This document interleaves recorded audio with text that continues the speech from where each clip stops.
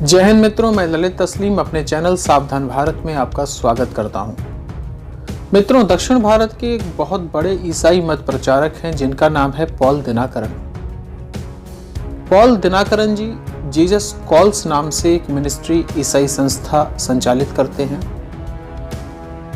Paul Dinakaran जी एक deemed university करुण university के chancellor यानी कि कुलपति भी हैं।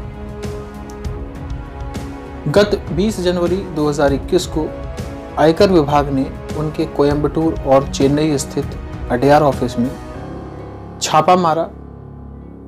आपको ये जानकर आश्चर्य होगा कि आयकर विभाग को ईसाई मत प्रचारक पॉल दिनाकरन जी के अड्डों से 118 करोड़ की अवैध संपत्ति के बारे में पता चला। इसके अलावा आयकर विभाग ने पॉल दिनाकरन जी के अड्डों से 4 किलो 700 ग्राम सोना भी बरामद किया।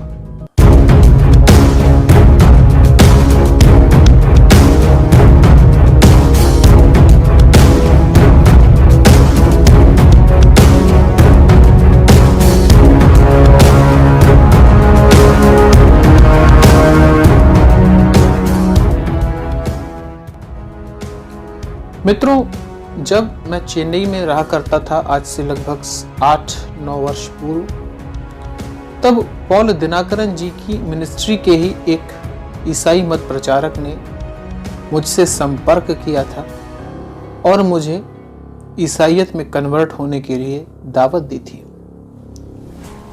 मैं जिस बाइबल से पढ़कर आप सभी लोगों के समक्ष ईसाईयत की चर्चा करता हूं, वो बाइबल की पुस्तक भी मुझे पॉल दिनाकरन जी की मिनिस्ट्री के ही एक ईसाई मत प्रचारक ने दी थी। उस पुस्तक को पढ़कर मैंने उन ईसाई मत प्रचारक से कुछ सवाल भी किए थे, परंतु उन्होंने उसका समुचित प्रत्युत्तर नहीं दिया था। उन्होंने कहा था कि आप हमारी मिनिस्ट्री में आइए और आपको इस विषय में पूरी जानकारी प्रदान की जाएगी।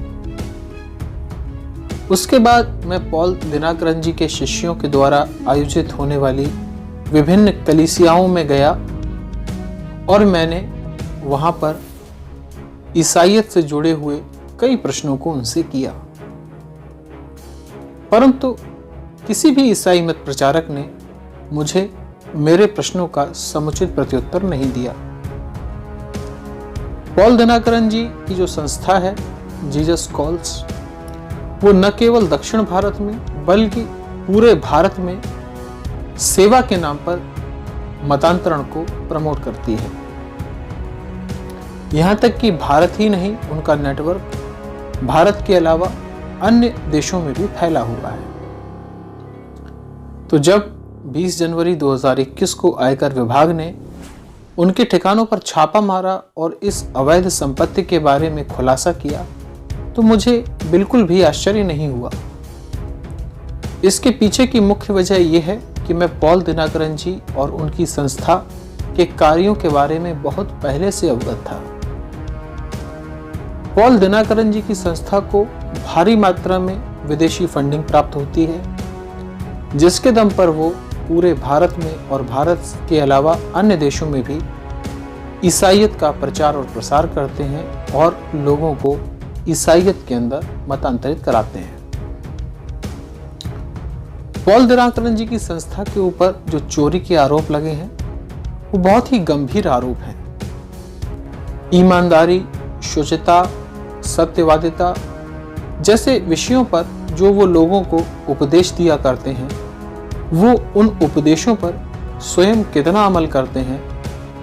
20 जनवरी 2021 को उनके ठिकानों पर आयकर विभाग के द्वारा डाले गए छापों के पश्चात जो खुलासे हुए हैं, उनसे प्राप्त सूचना के आधार पर इस बात को भली भांति समझा जा सकता है। एक ईसाई मत प्रचारक के पास 118 करोड़ की अवैध संपत्ति का खुलासा होना कोई साधारण बात नहीं है। ये एक बहुत ही गंभीर बात है। केवल पॉल दिनाकरन जी ही नहीं, बल्कि भारत के अंदर कार्य करने वाली विभिन्न ईसाई मिनिस्ट्रीज की लगभग ऐसी ही स्थिति है। लगभग हर ईसाई मिनिस्ट्री इसी तरह से अवैध रूप से विदेशी फंडिंग प्राप्त करके भारत के अंदर मतांतरण के कार्यों को अंजाम देती है और चोरी, बेईमानी जैसे अनैतिक कृत्यों को करके ईसाइयत के नाम पर देने वाली शिक्षाओं पर स्वयं खरी नहीं उतरती है। मेरा अपने ईसाई भाई बहनों से ये प्रश्न है कि पॉल दिनाकरन जी के अड्डों पर आयकर विभाग ने जो छापे मारे हैं और उसके बाद जिस अवैध संपत्ति का उन्होंने खुलासा किया है, उसके विषय में वो क्या जस्टिफिकेशन देना चाहेंगे। अवैध रूप से विदेशी फंडिंग प्राप्त करके खातों को गलत तरीके से मेंटेन करके पॉल दिनाकरन जी ने किसी भी प्रकार से ईमानदारी, सत्यवादिता का परिचय नहीं दिया है। अपनी मिनिस्ट्री के अंदर दिए जाने वाले उपदेशों में पॉल दिनाकरन जी लोगों से जो कहते हैं वो स्वयं उस पर कितना अमल करते हैं, कितना खरे उतरते हैं। 20 जनवरी 2021 को आयकर विभाग ने उनके अड्डों पर जो छापे डाले हैं, उनके बाद हुए खुलासों से इस बात को भली भांति समझा जा सकता है। तो मित्रों, मेरा आपसे यही कहना है कि भारत के अंदर सेवा के नाम पर जितने भी ईसाई मत प्रचारक अपनी मिनिस्ट्रीज को संचालित कर रहे हैं, वो अवैध रूप से विदेशी फंडिंग प्राप्त करके लोभ और लालच के द्वारा भारत के अंदर मतांतरण को अंजाम दे रहे हैं।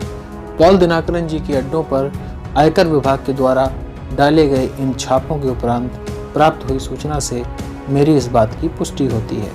तो मित्रों, आज मैं इस वीडियो के माध्यम से केवल आप सभी लोगों से यही कहना चाहता हूँ कि प्रेम, दया, क्षमा, करुणा, ईमानदारी, सत्यवादिता, शुचिता की बातें करने वाले ईसाई मत प्रचारक स्वयं इन बातों पर कितना अमल करते हैं, इस बात का निर्धारण आपको स्वयं करना होगा और उसके बाद ही इन ईसाई मत प्रचारकों की बातों पर यकीन करना होगा।